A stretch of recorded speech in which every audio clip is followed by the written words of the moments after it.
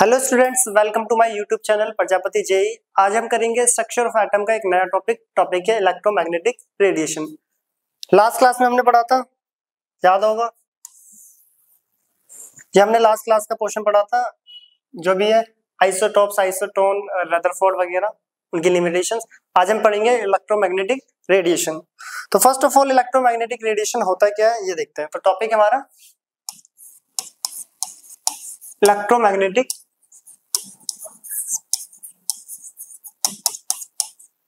Radiation,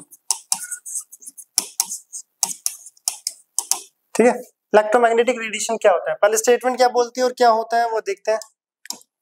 when electric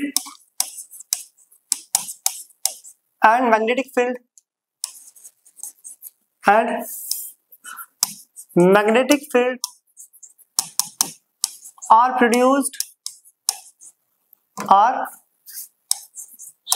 produced and transmitted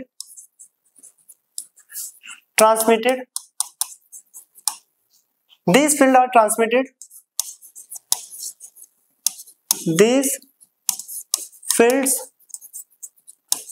are transmitted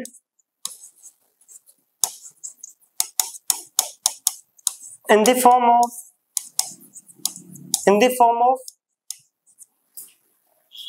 of wave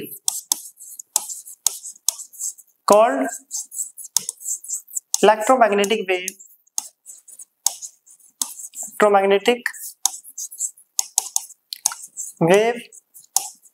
or electromagnetic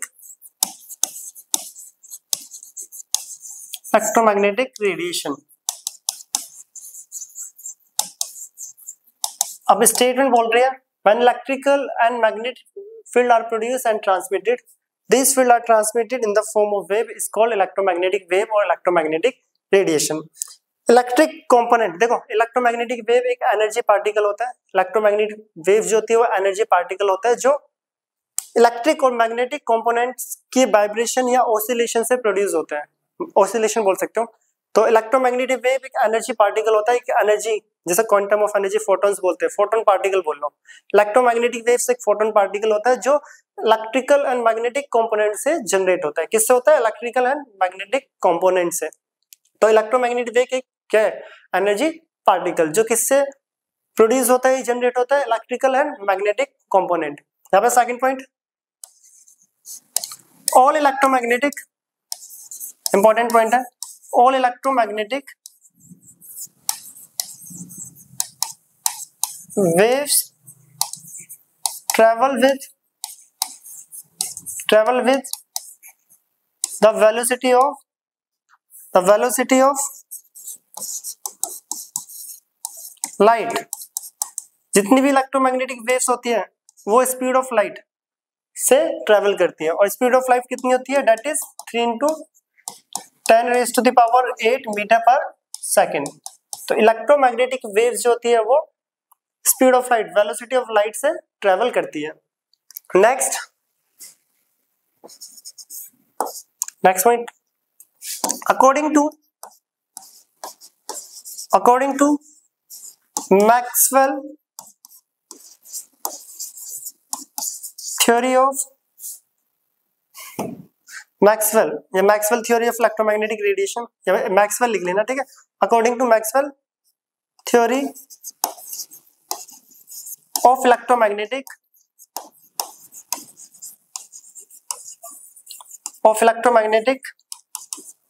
radiation,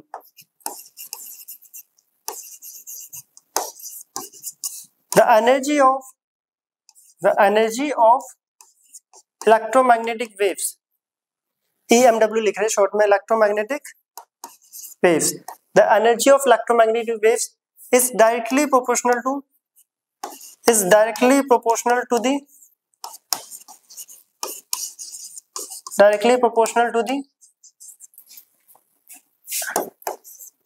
the square of amplitude।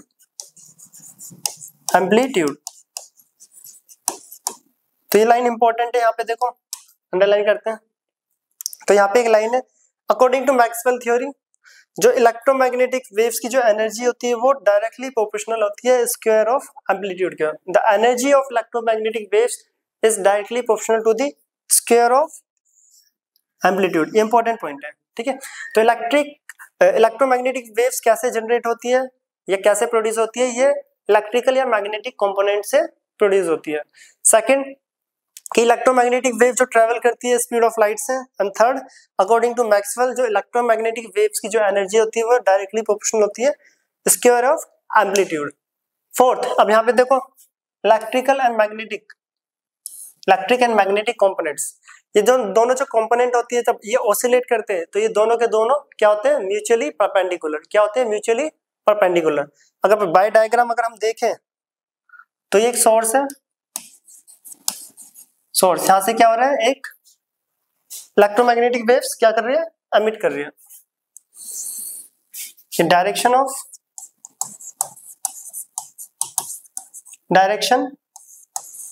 Propagation, direction of propagation. अगर electromagnetic wave ये है, ठीक है, अगर ये electromagnetic wave है तो इसको एरोस डाल देता हूं।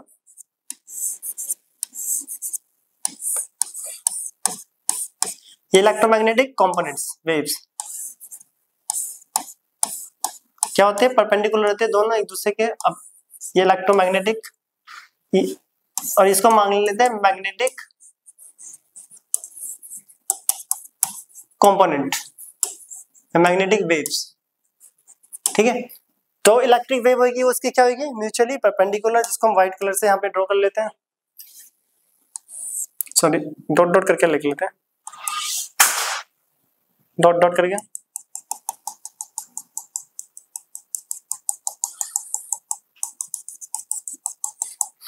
और ये रहे इसके एरोज,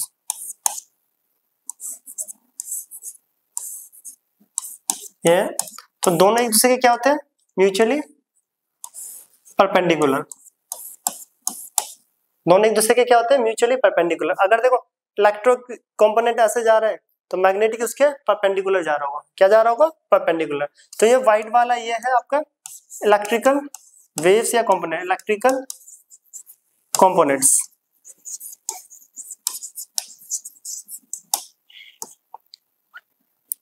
तो यहाँ पे देख लो दोनों एक दूसरे के क्या होते हैं, electrical waves and magnetic waves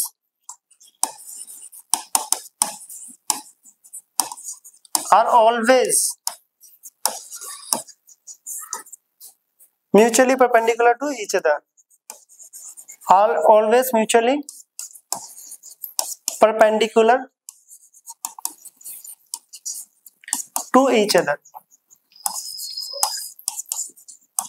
तो याद रखना जो इलेक्ट्रिकल और मैग्नेटिक कंपोनेंट होती है, इलेक्ट्रोमैग्नेटिक वेव्स और वेव्स में जो इलेक्ट्रिकल एंड मैग्नेटिक कंपोनेंट होते हैं दोनों ऑलवेज क्या होते हैं, म्यूचुअली परपेंडिकुलर। दोनों क्या होते हैं, म्यूचुअली परपेंडिकुलर। तो इलेक्ट्रोमैग्नेटिक वेव्स क्या होता है, कोई बेसिकली अगर पूछे तो आप बोलोगे it is the form of energy that are produced by the oscillation of electric and magnetic components, ठीक है। Second one is it travel with the speed of light and energy of electromagnetic waves is directly proportional to the square of amplitude। And third one is both electrical and magnetic components, wave components are mutually perpendicular to each other, ठीक है। ये point से electromagnetic radiation होता ही क्या है। अब किसी भी वेव्स को कैसे स्टडी करा जाता है उसके लिए कुछ टर्म्स हैं, जैसे कि wavelength, frequency, time period, amplitude. तो इन सब के बारे में भी हम पढ़ेंगे। तो स्टार्ट करते हैं कैरेक्टरिस्टिक्स ऑफ वेव्स, ठीक है। तो हम पढ़ रहे हैं कैरेक्टर्स।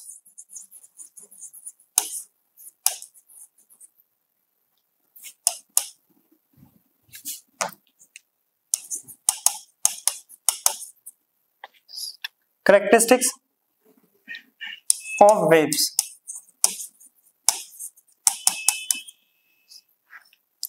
पहला टर्म आ रहा है यहाँ पे, पहले एक वेव ड्रॉ कर लेते हैं यहाँ पर सामने। तो कोई भी एक वेव होती है, यहाँ से ओरिजिन होती है, सोर्स होता है, यहाँ से ये डायरेक्शन ऑफ प्रोपगेशन, किस डायरेक्शन में वेव जो है प्रोपगेट कर रही है, this one is direction of direction of propagation, propagation जिस डायरेक्शन में वेव जा रही है उसको बोलते हैं डायरेक्शन ऑफ प्रोपगेशन, ये सोर्स जहां से निकल रही है, ठीक है। तो एक वेव में यहाँ पे ड्रॉ कर लेते हैं, ये एक वेव है,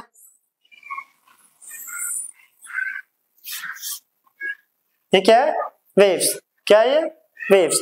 अब वेव इस टाइप से ऑसिलेट करती है, तो अब इसमें वेवलेंथ क्या होता है, फ्रीक्वेंसी क्या होता है, ये सारी टर्म्स क्या है, तो आज हम ये पढ़ने वाला है वन बाय वन, क्योंकि ये इसके न्यूमेरिकल्स आते हैं एग्जाम में। तो पहला आ रहा है wavelength, first is wavelength, wavelength जिसे रिप्रेजेंट करा जाता है लैम्डा से, किससे रिप्रेजेंट करा जाता है, लैम्डा, इस सिंबल को बोलते हैं लैम्डा।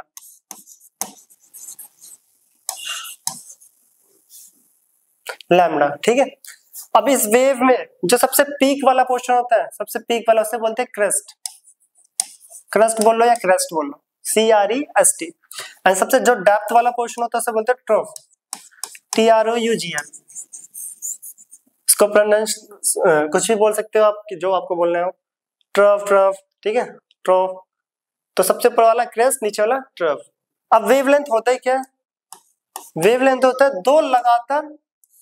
दो लगातार मींस कॉन्सिक्यूटिव, दो लगातार क्रेस्ट का बीच का डिस्टेंस, दो लगातार क्रेस्ट का बीच का डिस्टेंस वेवलेंथ होता है, या बोल सकते हो दो लगातार कॉन्टिन्यू कॉन्सिक्यूटिव ट्रफ का डिस्टेंस लैम्डा होता है, ठीक है। दो लगातार क्रेस्ट के बीच का डिस्टेंस लैम्डा होता है, या बोल सकते हो दो लगातार ट्रफ का डिस्टेंस क्या होता है, लैम्डा। स्टेटमेंट भी यही बोलती है, it is defined the distance between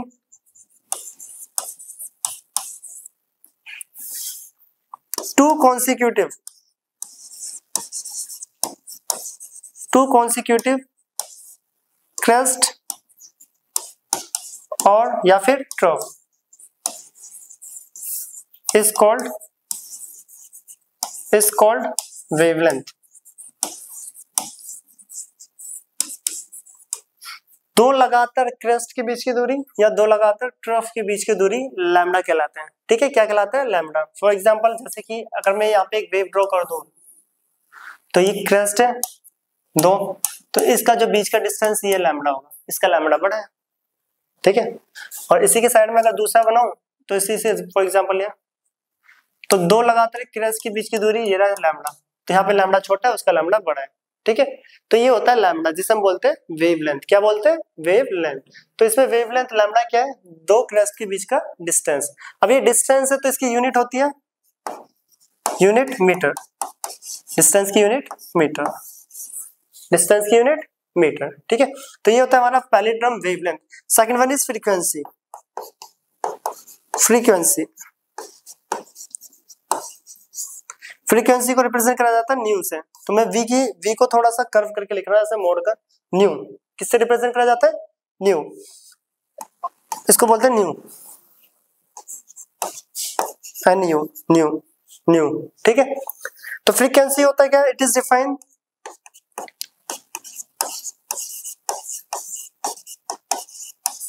देख लो, the number of waves passing through a point in 1 second. एक सेकंड में एक पॉइंट से कितनी वेव्स निकल रही हैं, एक पॉइंट में एक सेकंड में कितनी वेव्स निकल रही हैं, उसे क्या बोलते हैं, फ्रीक्वेंसी। अब यहाँ पे एक वेव्स होती कितनी है वो देख लो, एक वेव होती कितनी है, एक वेव का मतलब क्या है, तो एक वेव का मतलब है इस पॉइंट से लेकर इस पॉइंट तक, ये एक वेव कहलाती है, ठीक है। ये एक वेव होती है यहां से लेकर यहां तक, ये एक वेव है। और मैंने कितनी वेव ड्रॉ करी है यहाँ पे, दो। दूसरी ये रही, जिसको अलग कलर से लिख देता हूं मैं, रेड।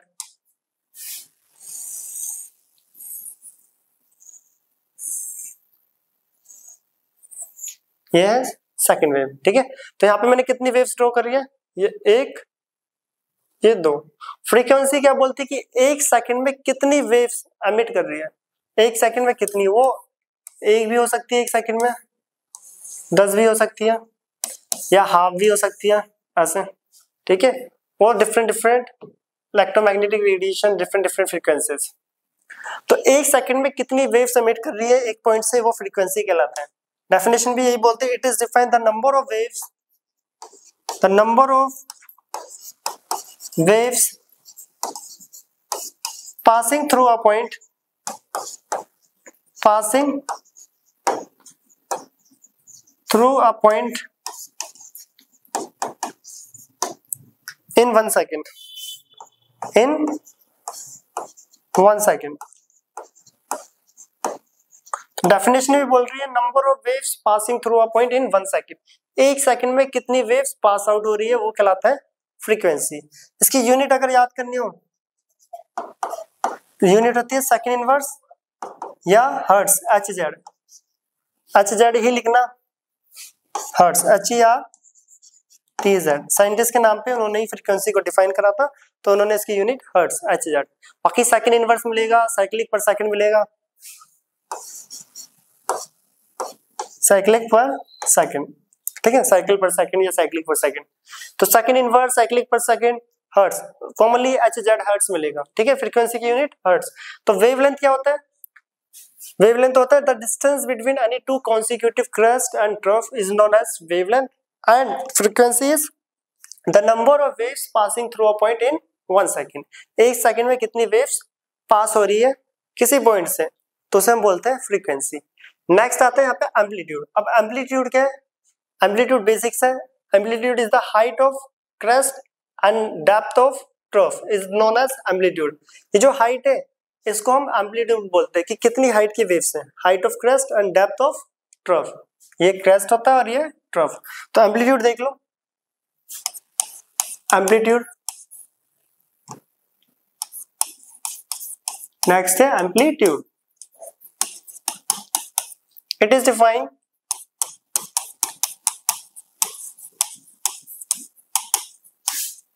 the height of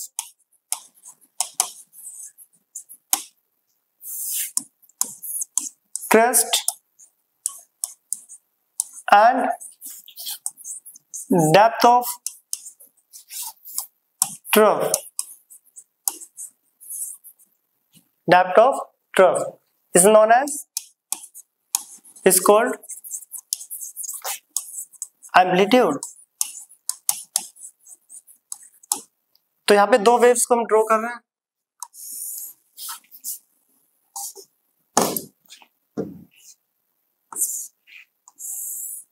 ठीक है। तो फर्स्ट वेव ये ड्रॉ करा है हमने, and second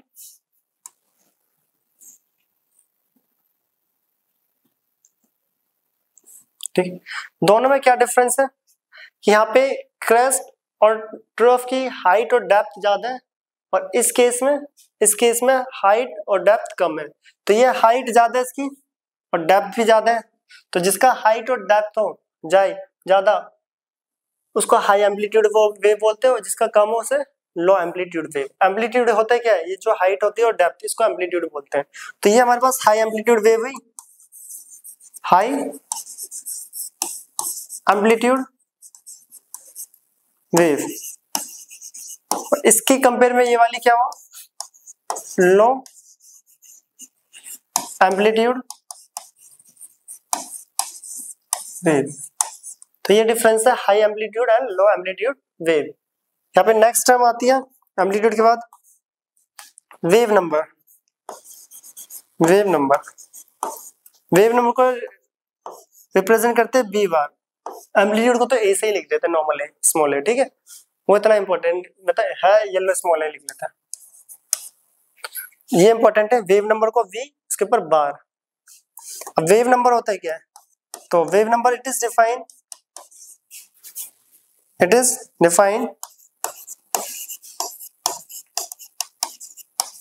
the number of waves या total number of waves present in 1 centimeter length, 1 centimeter length, 1 centimeter length। 1 centimetre मान लेते हैं, 1 सेंटीमीटर है, ये 1 सेंटीमीटर, ठीक है, 1 सेंटीमीटर डिस्टेंस। इस 1 सेंटीमीटर के अंदर कितनी वेव्स प्रेजेंट है, जैसे कि ये 1 2, इस एग्जांपल में एक भी पूरी सही से नहीं है, और अगर मैं इसमें बात करूं, ठीक है, एक, तो 1 सेंटीमीटर के अंदर कितनी वेव्स प्रेजेंट है वो वेव नंबर कहलाते हैं। क्या कहलाते हैं? 1 सेंटीमीटर में टोटल नंबर ऑफ वेव्स कितनी है, वो 1 हो सकता है, 2 हो सकती है, 5 हो सकती है, हाफ हो सकता है, 1/3, 3/4 एंड सो ऑन। तो 1 सेंटीमीटर के अंदर कितनी वेव्स लाई करती है वो कहलाता है हमारा वेव नंबर। क्या कहलाता है? The number of waves present in 1 centimetre length. और करके देख लें, या एंड करके जो भी लिखना है, it is reciprocal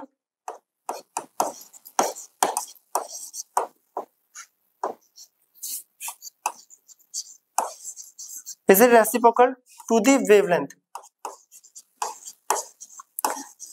wavelength, wave number किसके रेसिप्रोकल होता है? वेव लेंथ के। अगर मैं वेव नंबर की बात करूं, वेव नंबर, तो ये रेसिप्रोकल होता है किसके? वेवलेंथ के। इसका formula, it is reciprocal to the wavelength. अगर मैं यूनिट की बात करें तो लैम्डा की यूनिट मीटर में होती है, तो वेव नंबर की मीटर इनवर्स होनी चाहिए, बट यहाँ पे बोल रहा है the number of wave present in 1 centimetre. 1 centimetre की बात करें तो यूनिट क्या होगी? Centimetre inverse.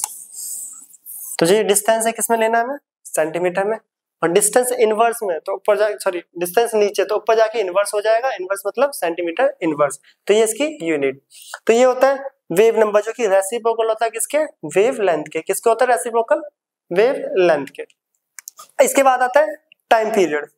Time period next term, ये तो क्वेश्चन बाद में, पहले टाइम पीरियड।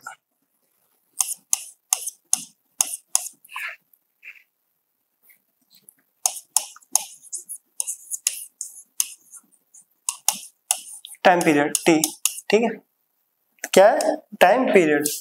टाइम पीरियड होता है क्या? Time taken to complete the total time taken to complete one oscillation. एक ऑसिलेशन को करने में कितना टाइम लग रहा है किसी वेव को, वो एक ऑसिलेशन को करने में कितना टाइम लग रहा है, उस टाइम को हम बोलते हैं यहाँ पर टाइम पीरियड। ठीक है, ये एक ऑसिलेशन था, उसको कंप्लीट करने में कितना टाइम लग रहा है, इट इज डिफाइंड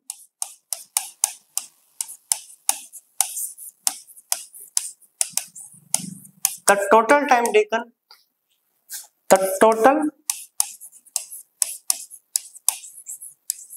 taken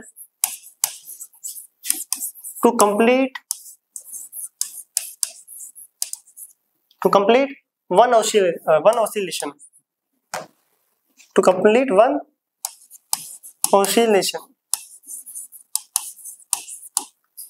ठीक है, एक ऑसिलेशन को करने में कितना टाइम लग रहा है, हम क्या बोलते हैं? Time period. क्या बोलते हैं? Time period. और टाइम पीरियड जो होता है वो होता है 1 अपॉन फ्रीक्वेंसी। 1 अपॉन फ्रीक्वेंसी,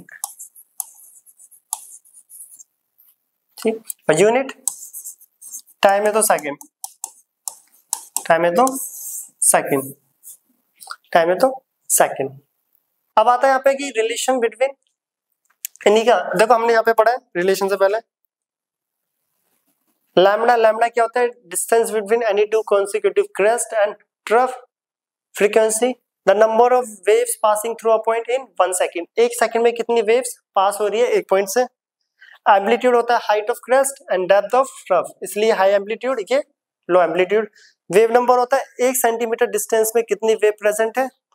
और टाइम पीरियड कि एक ऑसिलेशन में कितना टाइम लग रहा है कंप्लीट करने में एक ऑसिलेशन को, वो होता है टाइम पीरियड, जो कि होता है 1 अपॉन फ्रीक्वेंसी, यूनिट सेकंड। तो अब आते हैं यहाँ पे रिलेशन बिटवीन, इसमें न्यूमेरिकल्स आते हैं। रिलेशन बिटवीन फ्रीक्वेंसी, जिसे न्यू बोलते हैं, वेवलेंथ जिसे हम लैम्डा बोलते हैं, एंड वेलोसिटी v। इन तीनों का रिलेशन हमें पता है, speed is equal to normal जो बेसिक होता है डिस्टेंस अपॉन टाइम। स्पीड जो कि वेलोसिटी है, डायरेक्शन को रिप्रेजेंट कर रहा है, तो velocity is equal to distance तो किसी भी वेव का डिस्टेंस किस में मेजर करा जाता है? वेवलेंथ ही तो होता है distance, the distance between any two consecutive crest and trough, तो वेवलेंथ। और टाइम अभी चल ही रहा है 1 अपॉन टाइम, ठीक है। डिस्टेंस की जगह पे मैंने क्या ले लिया? वेवलेंथ, क्योंकि वेव का डिस्टेंस हम लैम्डा में मेजर करते हैं। तो v इक्वल टू लैम्डा और 1 अपॉन टी क्या होता है? 1 अपॉन टी, देखो t बराबर 1 अपॉन फ्रीक्वेंसी, तो 1 upon T equal to nu, ठीक है। तो 1 अपॉन टी की जगह क्या लिख सकते हैं?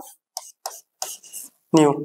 न्यू इसका फ्रीक्वेंसी का न्यू मैं थोड़ा कर्व लिख रहा हूँ, वेलोसिटी v नॉर्मल, ये वेलोसिटी है, लैम्डा है फ्रीक्वेंसी, तो velocity equal to lambda into frequency. और वेलोसिटी हमने पढ़ा भी था, जो इलेक्ट्रोमैग्नेटिक रेडिएशन होती है वेव्स, वो वेलोसिटी ऑफ लाइट से मूव करती है, तो उस केस में c, स्पीड ऑफ लाइट को c लिखते हैं, लैम्डा अपनी जगह पे और न्यू अपनी जगह पे।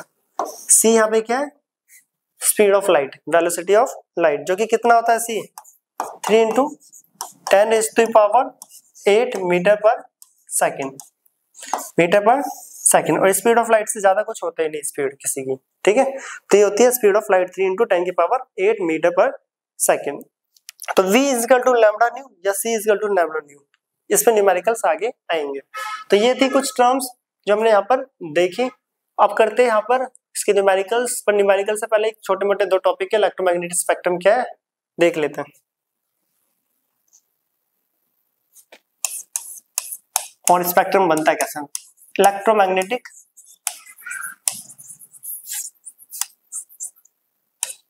स्पेक्ट्रम,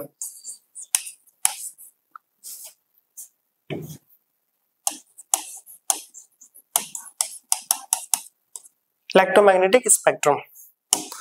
तो ये कुछ ऑर्डर है जो हमें याद होना चाहिए वेव्स का।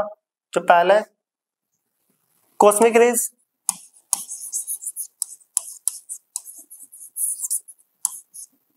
Gamma rays,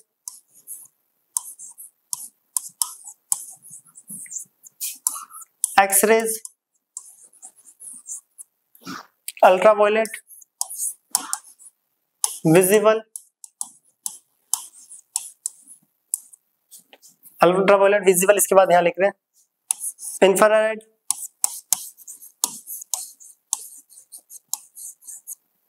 microwave,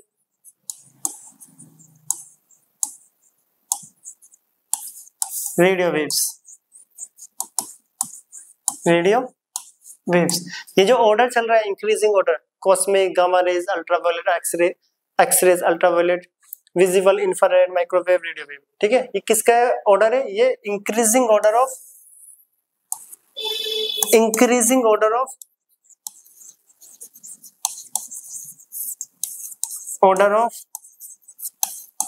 wavelength. जो ऑर्डर है, ये जो इंक्रीज है ऑर्डर ऑफ वेवलेंथ।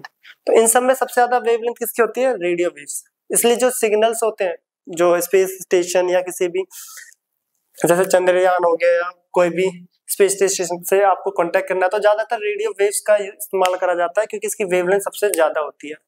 और यहाँ पे कॉस्मिक रेज आपने सुना होगा, स्पेस में स्पेस सूट पहन के जाते हैं, क्योंकि वहां पे high radiation waves, high frequency waves, आपने सबने सुना होगा हमने कि कॉस्मिक रेज जो स्पेस में हम जाते हैं, तो वहां पे क्या होता है? High frequency wave. High frequency wave का मतलब क्या होता है? पहले तो देख लो, ये ऑर्डर किसका है? Increasing order of wavelength. सबसे ज्यादा वेवलेंथ किसकी? रेडियो, और सबसे कम कॉस्मिक। जिसकी वेवलेंथ कम उसकी फ्रीक्वेंसी सबसे ज्यादा है, क्योंकि रिलेशन भी बोलता है। ये रहा फ्रीक्वेंसी, कहा गया? ये रहा फ्रीक्वेंसी और वेवलेंथ। देखो v equal to lambda nu, देखना v equal to lambda nu frequency. तो लैम्डा और फ्रीक्वेंसी इसका क्या जगह? तो v लैम्डा आपको इक्वल टू न्यू। तो देखो दोनों एक दूसरे के क्या है? फ्रीक्वेंसी और लैम्डा रेसिप्रोकल, इनवर्सली प्रोपोर्शनल। जिसका लैम्डा ज्यादा उसकी फ्रीक्वेंसी कम, जिसका लैम्डा ज्यादा उसकी फ्रीक्वेंसी कम, जिसका लैम्डा कम उसका फ्रीक्वेंसी ज्यादा। तो लैम्डा किसका कम है? कॉस्मिक, तो उसकी फ्रीक्वेंसी ज्यादा। इसलिए कॉस्मिक रेज जो होती है high frequency rays, high frequency, इसकी फ्रीक्वेंसी बहुत ज्यादा होती है, तो वो 1 सेकंड में काफी ज्यादा वेव्स प्रोड्यूस कर देती हैं, सबसे ज्यादा फ्रीक्वेंसी। और वहीं अगर रेडियो वेव्स की बात करें, तो रेडियो वेव्स मान लो 1 सेकंड में जैसे 1, आधी, 0.4, 0.1, ये। तो हाई फ्रीक्वेंसी वेव्स का क्या नुकसान होता है? अगर इसके कांटेक्ट में अगर आप आओगे तो आपके एटम्स जो है वो ब्रेक हो जाते हैं। इसलिए हम स्पेस में बिना सूट के अगर जाएंगे तो हाई फ्रीक्वेंसी वेव्स होती है, गामा रेज, ठीक है, कॉस्मिक रेज। अगर वो बॉडी से आपके कांटेक्ट में आएगा तो आपके एटम्स को ब्रेक कर देगी और हार्म करेगी आपको काफी, तो वो होती है हाई फ्रीक्वेंसी वेव्स। स्पेस में ज्यादा कॉस्मिक रेज, ये वर्ड स्पेस से रिलेटेड आपने सीरियल या किसी वीडियो या किसी बुक्स में भी पढ़ा होगा। कॉस्मिक रेज हमारे लिए काफी हार्मफुल होती है, डायरेक्ट कांटेक्ट में आए तो आपके बॉडी के जो मैटर एटम्स होते हैं, ठीक है, उसको भी ब्रेक कर देती है। तो ये होती है कॉस्मिक रेज। तो जो ये ऑर्डर हमने लिखा है ये है इंक्रीजिंग ऑर्डर ऑफ वेवलेंथ। सबसे ज्यादा वेवलेंथ किसकी होती है, याद रखना, रेडियो वेव। सबसे ज्यादा फ्रीक्वेंसी होती है कॉस्मिक रेज, इसलिए स्पेस में स्पेस सूट पहने जाते हैं, वहां हाई फ्रीक्वेंसी वेव्स होती है जो कि कॉस्मिक वेव्स। ये आपके एटम्स को ब्रेक कर देगी, बॉडी के सेल्स एटम्स वगैरह सबको। अब आता है इलेक्ट्रोमैग्नेटिक स्पेक्ट्रम। यही है electromagnetic spectrum. These spectrum are obtain, एक minute,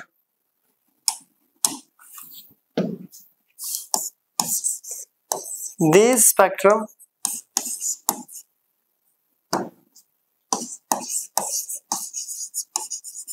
are obtained in order to their increasing wavelength,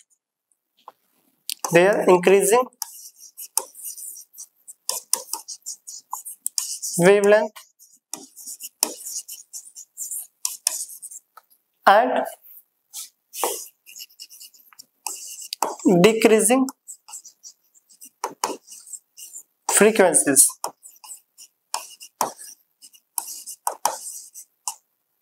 These completely spectrum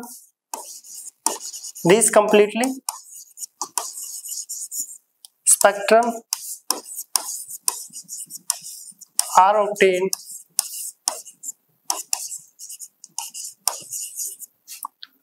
is known as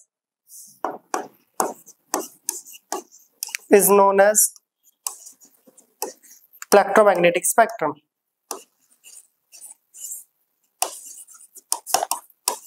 इसी स्पेक्ट्रम को हम क्या बोलते हैं, spectrum.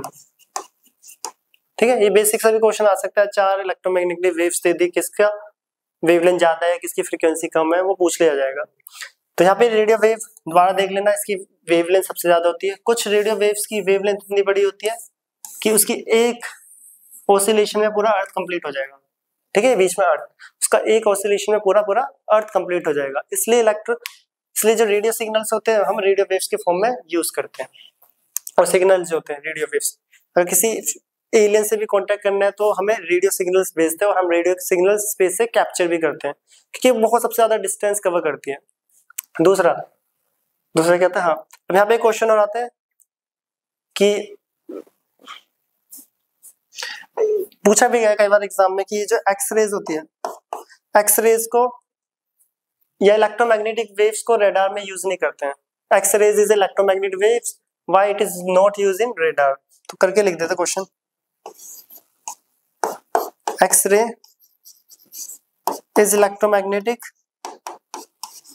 waves, why it is not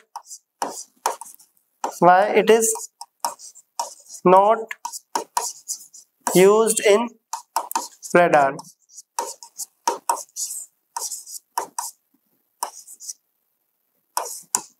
तो एक्सरे को रेडार में यूज क्यों नहीं करा जाता? तो ठीक है, तो एक्सरे क्या है, because it does not reflected, because इसका आंसर ऑप्शन में मिलेगा भी आपको, because it does not reflected। यह आया भी हुआ है कई बार कई एग्जाम में कि एक्सरे एक इलेक्ट्रोमैग्नेटिक वेव से इसका रडार में यूज क्यों नहीं होता, क्योंकि ये रिफ्लेक्ट होके बाउंस बैक नहीं आती, रिफ्लेक्ट होके नहीं आती है, जो भी ऑब्स्टेकल है उसमें से पास आउट हो जाती है, जो भी ऑब्जेक्ट है उसमें से पास आउट हो जाती है, इसलिए इसका यूज रडार में नहीं होता। अगर हम एक्सरे को भेजे तो वो सीधा पास कर जाएगी, रिफ्लेक्ट करके वापस नहीं आएगी किसी भी ऑब्जेक्ट या ऑब्स्टेकल से। तो ये इसका आंसर है, साथ के साथ ऑप्शन में कभी भी मिले तो ये वहां पे लिखा होगा इट डज नॉट रिफ्लेक्टेड, वही आंसर करेक्ट है। तो ये तो था हमारा electromagnetic radiation, frequency, wavelength, time period, amplitude, wave number, electromagnetic radiation. ठीक है, अब हम करेंगे जो ये रिलेशन था छोटा सा, इसमें न्यूमेरिकल 2-4 तो करते हैं स्टार्ट। पहला क्वेश्चन आ रहा है, calculate the frequency and wave number. frequency and wave number of radiation with wavelength 480 nanometer. Frequency और वेव नंबर निकालना है, रेडिएशन विद द वेवलेंथ इतना। तो करते सॉल्व। तो वेव नंबर कितना है लैम्बडा 480 नैनोमीटर, ठीक है, नैनोमीटर है। और नैनोमीटर को मीटर में करेंगे तो 10 की पावर -9, 480 इंटू में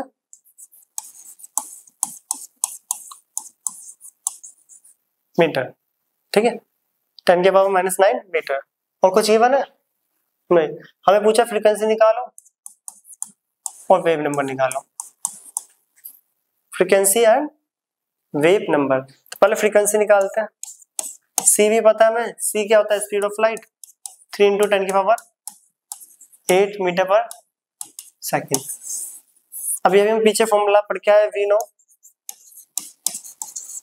सी is equal to lambda nu, ये न्यू है, ठीक है, न्यू। तो हमें पहला फाइंड आउट करना है न्यू फ्रीक्वेंसी, तो सी बाय लैम्बडा। सी कितना है 3 इंटू 10 की power 8 and this one is 480 into 10 की पावर -9। इसको अगर हम सॉल्व करते हैं तो 3, ये देखो 9 ऊपर जाके +9 हो जाएगा, +9 और 8 17, 17 के 3 जीरो में यहाँ पे ले लेता हूँ, 1 2 3, तो बचा 14। ऐसा करने से कैलकुलेशन इजी हो जाएगी, क्योंकि नीचे 480 है तो ये कट भी जाएगा, 0 से 0। देखो 9 ऊपर गया 17, 9 और 8 17, 17 के 3 जीरो यहाँ ले लिया तो बचा 14, 3 जीरो से ले लिया, 0 से 0 कट, 48 से 300 इजिली कट हो जाएगा, तो 348, 4 5 पे जाएगा, 5 8 जा 40, 4 5 हो जा 20 24, तो नहीं जा रहा है क्या, 6 पे करके जाएगा, 6 6 सॉरी 40, 6 जा 48, 4 6 4 जा 24 28, 288 6 पे, ठीक है, कितने पे 6 पे गया 288, बचा 12.02, तो 6.2 आगे का सॉल्व कर लेना। फ्रीक्वेंसी है 6.2 इंटू 10 की पावर 14 हर्ट्ज, HZ इसकी यूनिट। तो कितनी फ्रीक्वेंसी आ रही है 6.2, तो कितनी फ्रीक्वेंसी 6.2। सेकंड पूछा है तो बताओ वेव नंबर क्या होगा, तो हमें पता है वेव नंबर होता है reciprocal of lambda. Wave number is reciprocal to lambda. तो रेसिप्रोकल लैम्बडा 1 लैम्बडा कितने 480 इंटू 10 की पावर -9 इंटू 10 की पावर -9, -9 ऊपर जाके +9, ठीक है, +9 के 3 जीरो में यहाँ पे ले लेता हूँ, बचे 6, ठीक है, 9 उसके 3 जीरो मैंने यहाँ ले लिया, बचे 6, 0 से 0 कट, 48 2 जा 96, 100 को 48 से डिवाइड करें, 2 जा 96, 4.000 कितने पे जाएगा, 4 8 जा 32, 4 9 9 पे जाएगा,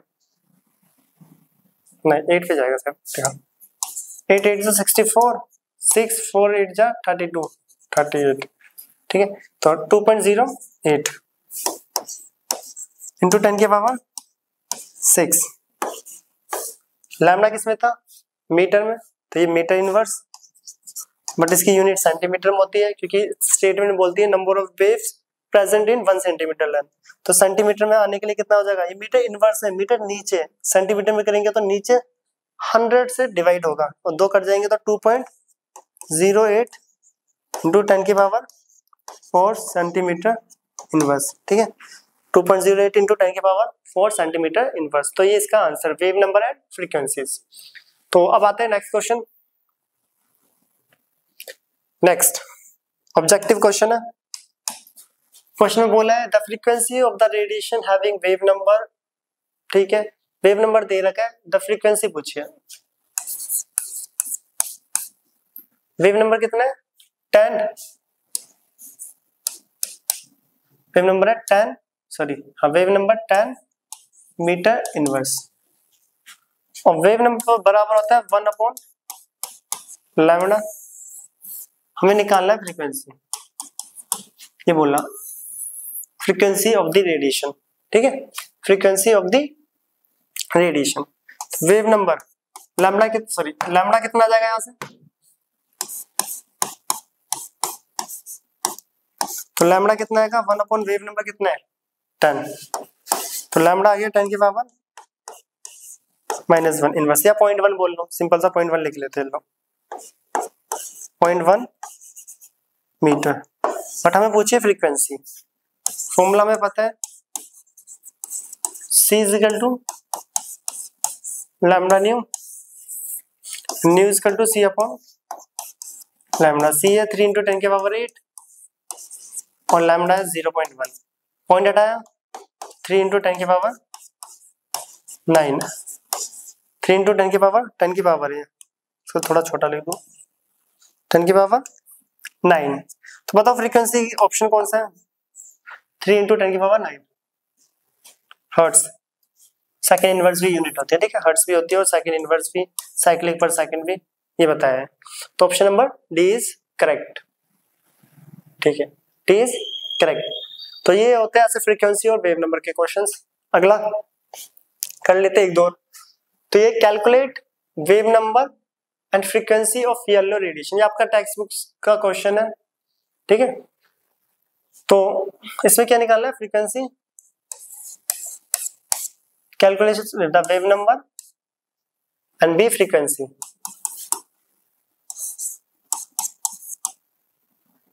और हमें वेवलेंथ दे रखा है, वेवलेंथ 500 एंगस्ट्रॉम, 500 नहीं सॉरी 5800 एंगस्ट्रॉम, और 1 एंगस्ट्रॉम किसके बराबर होता है 10 की पावर -10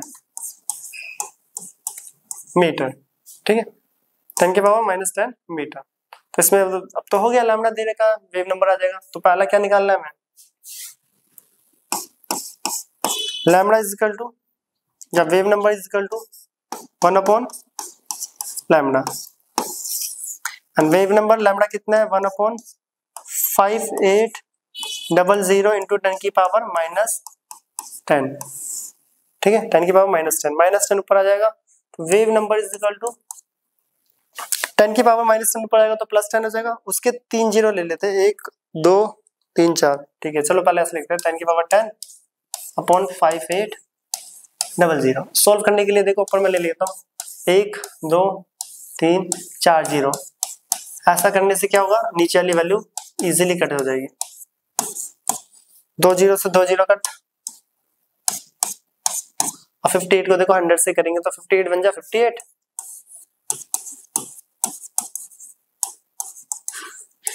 42, ठीक है, 0.0 7 पे जाएगा, 6 पे देखते हैं, 58 7 पे बोले, 7 7 जा 49, 7 जा 56, 5 7 जा 35, 40, 7 8 जा 56, 5 7 5 35,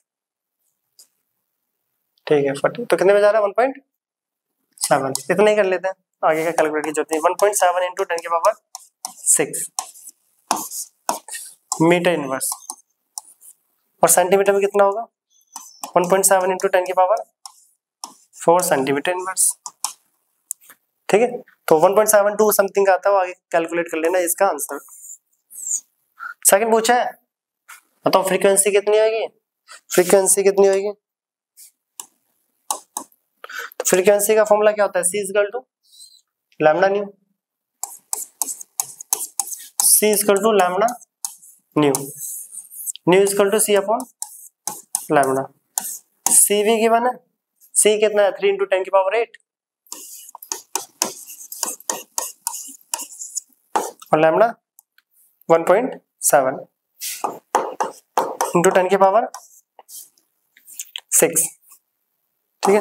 इसको कैलकुलेट कर लेना, आंसर कितना आ जाएगा 1 पॉइंट करके आएगा कि 17 के टेबल पे 31 पे जाएगा, ठीक है, 1 पॉइंट पावर कर लेना, सॉल्व हो जाएगा। चलो कर भी देते हैं, कर भी लेते हैं। तो 6 से हो गया, वो बचा कितना 300, नीचे 1.7, ठीक है। 6 से 6 गया 2 0 यहाँ ले लिया, 1 पॉइंट और ले लेते हैं, पॉइंट हटाया 1 और 0, 3000 को 17 से करेंगे, 17 बन जा 17, ठीक है, कितना बचा 13, एक 0 आ गया। 17 के टेबल पे कितने पे जाएगा, 1 2 3 4 5 6 6 7 7 पे जाएगा। ठीक, 7 समझा 49, 4 समझा 7, 7 4 13, 6 पे 1.6, ठीक है। आगे का सॉल्व कर लेना 1.6 फ्रीक्वेंसी हर्ट्ज, इसका आंसर क्या है, answer C equal to lambda nu, ठीक है, lambda to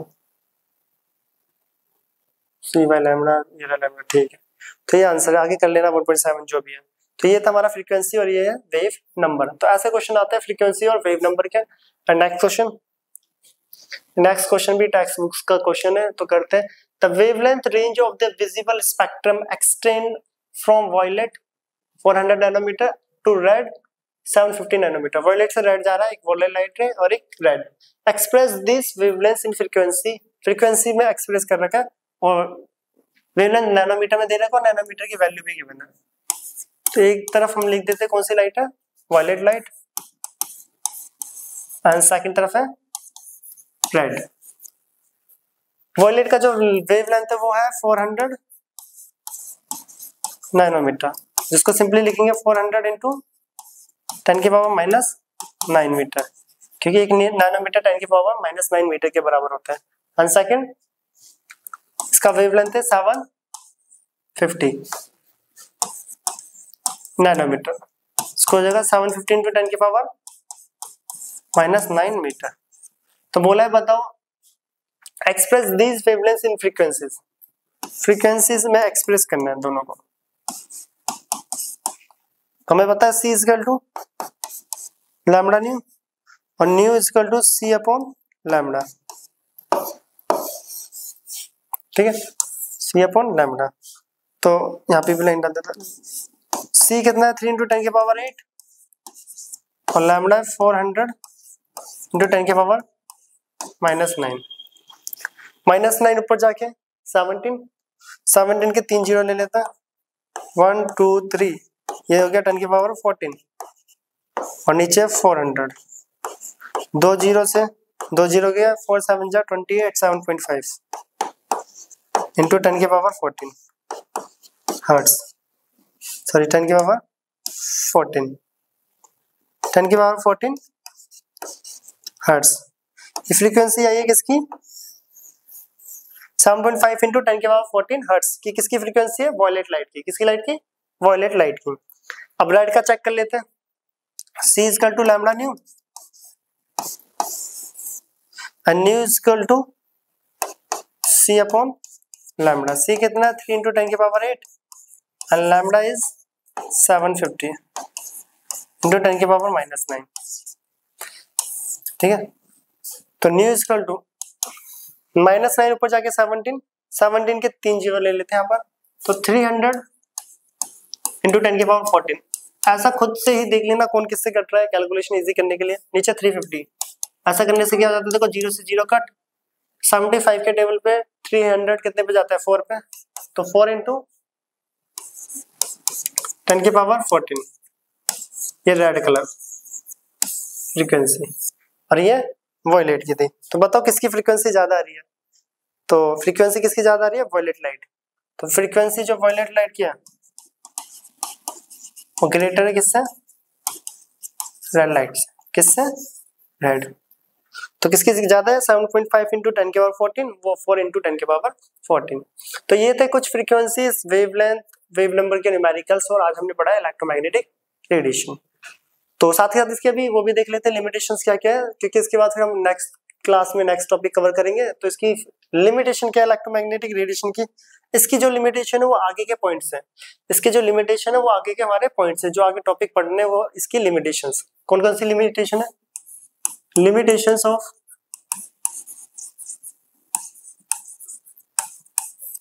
electromagnetic waves theory, ठीक है। पहला, it could not explain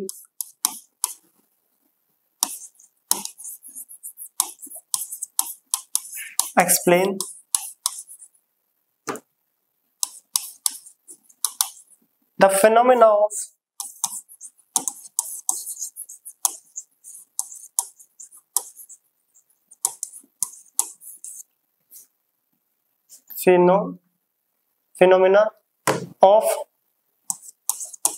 phenomena लिख लो, ठीक है, ऑफ फोटोइलेक्ट्रिक इफेक्ट,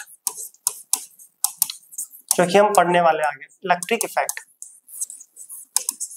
ये फोटो इलेक्ट्रिक इफेक्ट को एक्सप्लेन नहीं कर पा रहे थे, बताओ जो इनकी लिमिटेशन है वो आगे के क्या होते हैं concept. Photoelectric effect, second black body radiation, third Compton effect,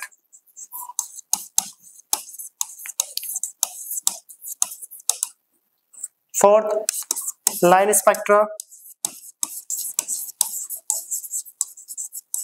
of hydrogen atom, fifth heat capacity of solid,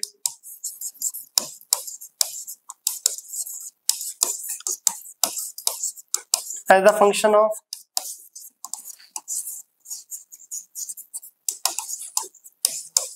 temperature। ठीक है, ये सब लिमिटेशंस हैं इसकी, जो इसकी लिमिटेशन है इन सबको हमें आगे पढ़ना है अगले टॉपिक्स में। तो अब हम मिलते हैं नेक्स्ट टॉपिक में, और इन टॉपिक्स के साथ ही मिलेंगे नेक्स्ट लेक्चर्स में। तब तक के लिए बाय एंड टेक केयर। ये लिमिटेशन नोट कर लेना, इन सबको पढ़ेंगे हम नेक्स्ट लेक्चर में, ठीक है।